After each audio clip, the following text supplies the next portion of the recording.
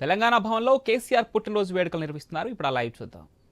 లేదు, సమైక్య రాష్ట్రంలో న్యాయం జరగదనుకున్నారు కనుక ఆనాడు కరెంటు బిల్లులు పెంచితే ఇది తెలంగాణ రైతుల పాలిట ఉరితాడైతదని చెప్పి అన్ని ఆలోచించి వందల వేల గంటల మేధోమదనం జరిపి తెలంగాణ ఉద్యమానికి కేసీఆర్ గారు శ్రీకారం చుట్టారు.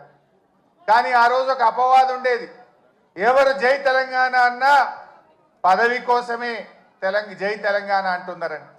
69కి 2001 మధ్య అనేక మంది నాయకులు జై తెలంగాణ అని ఉద్యమాన్ని ప్రారంభించుడు, పదవి రాగానే మధ్యలో వదిలిపెట్టుడు. దానివల్ల ప్రజల్లో ఒక అపనమ్మకం, ఎవరైనా పదవి కోసమే చేస్తారు అనేటువంటి ఒక అపనమ్మకం ఏర్పడ్డది. ఆ అపవాదును తొలగించడానికి ఆనాడు 3 పదవులను గడ్డిపోచలాగా త్యజించి తెలంగాణ ఉద్యమాన్ని ప్రారంభించాడు. ప్రజల్లో నమ్మకాన్ని కలిగించిండు మన కేసీఆర్.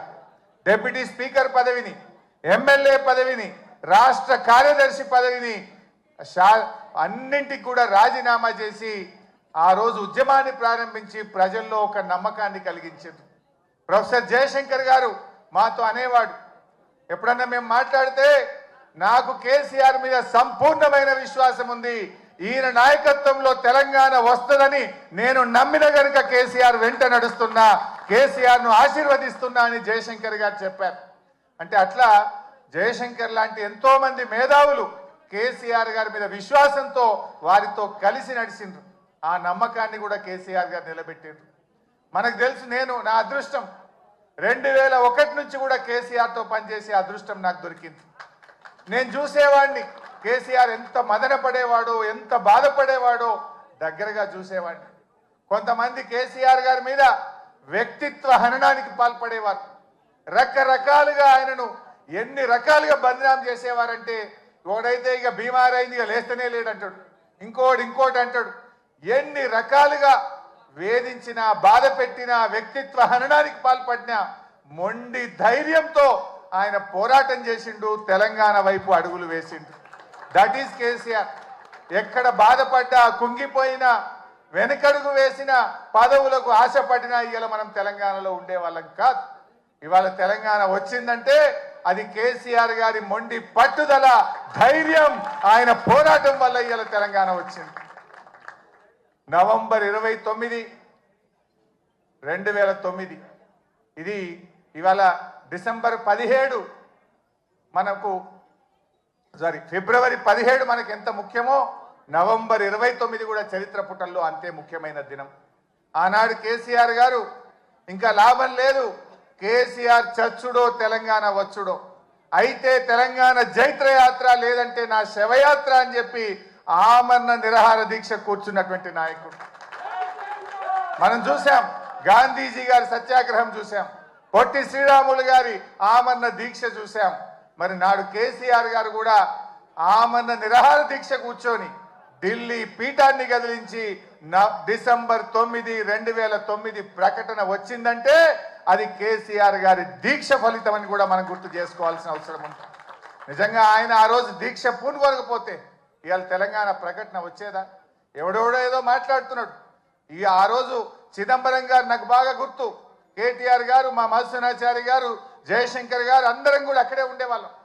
చిదంబరం గారు ఫోన్ చేసి ఢిల్లీ నుంచి కేసీఆర్ గారు దీక్ష విరమించండి, మేము తెలంగాణ ప్రక్రియ ప్రారంభిస్తామన్నారు. మీ మాటలకు మేము మోసపోం, మీరు స్పష్టంగా ఢిల్లీ నుంచి తెలంగాణ రాష్ట్ర ఏర్పాటు ప్రక్రియ ప్రారంభిస్తున్నామని స్పష్టమైన ప్రకటన కేంద్ర ప్రభుత్వం నుంచి చెప్తే తప్ప నా దీక్ష విరమించను అని చెప్పి కేసీఆర్ గారు చెప్పింది. అప్పటికి 11 రోజులైంది. మనిషి ఆ మంచం మీద నుంచి ఒక్కొక్కసారి వణుకుతో దాదాపు ½ ఫీట్ ఎగురుతూ ఉండే బాడీ, తన కంట్రోల్లో తాను లేదు. కానీ ఆ పట్టుదల మాత్రం సడలేదు. మా కళ్ళల్లో నీళ్లు తిరుగుతున్నాయి, ఎంతో బాధపడ్డాం. కానీ ఆయన మాత్రం కేంద్ర ప్రభుత్వం తరఫున రాష్ట్ర ఏర్పాటు ప్రక్రియ ప్రారంభమైందంటేనే దీక్ష విరమిస్తా అన్నాడు. ఆ రోజు మీరే రాసి పంపండి అంటే జయశంకర్ సారు తన స్వహస్తాలతో తెలంగాణ రాష్ట్ర ఏర్పాటు ప్రక్రియ రాసి ఢిల్లీకి పంపిండు. గదే చిదంబరం గారు ఢిల్లీ నుంచి అనౌన్స్ చేసింది. అది ఆ రకంగా తెలంగాణ తెచ్చుకున్నాం. తెలంగాణ తేవడమే కాదు, తెచ్చిన తెలంగాణను అప్పుడే పుట్టిన బిడ్డను కన్న తల్లి ఎంత ప్రేమగా పెంచుకుంటుందో కేసీఆర్ గారు 10 ఏళ్లలో తెలంగాణను ఒక తల్లిలాగా తీర్చిదిద్దాడు. ఒక తల్లిలాగా, ఒక తండ్రిలాగా ఈ తెలంగాణను బంగారు భవిష్యత్తు వైపు అడుగులు వేసింది. ఏ తల్లైనా పుట్టిన బిడ్డను నాకంటే గొప్పగా ఉండాలని, బంగారు భవిష్యత్తు ఉండాలని ప్రతి తల్లి తన కొడుకు కోసం, తన బిడ్డ కోసం తపిస్తుంది. అలా కేసీఆర్ గారు ఈ సాధించిన తెలంగాణను త్రాగునీటిలో, సాగునీటిలో, విద్యుత్ రంగంలో ఏ రంగం తీసుకున్నా ఈ దేశానికి రోల్ మోడల్గా, అన్ని రాష్ట్రాలకు ఒక మోడల్గా, ఒక దిక్సూచిగా తెలంగాణను తయారు చేసింది. కేసీఆర్కు తెలంగాణకున్న బంధం ఇది పేగు బంధం, తల్లి బిడ్డల బంధం. కేసీఆర్కు తెలంగాణ ప్రజలకు ఉన్న బంధం. కొంతమంది తెలిసి తెలియక మాట్లాడుతుంటారు, కానీ కేసీఆర్ ప్రతి నిమిషం తెలంగాణ కోసమే ఆలోచించిండు. ఈ మధ్యలో రేవంత్ రెడ్డి మాట్లాడుతుండు, నేను 2020 మ్యాచ్లు ఆడుతున్నా అంటుండు. నువ్వు 2020 ఆడతావేమోగా, నువ్వు 2020 ఆడవు. వాస్తవంగా నువ్వు 2020 దేనికి ఆడతావు అంటే పైసల కలెక్షన్కి ఆడతావు. అసలు నువ్వు ఆడే మ్యాచ్ అంతా కూడా తొండి,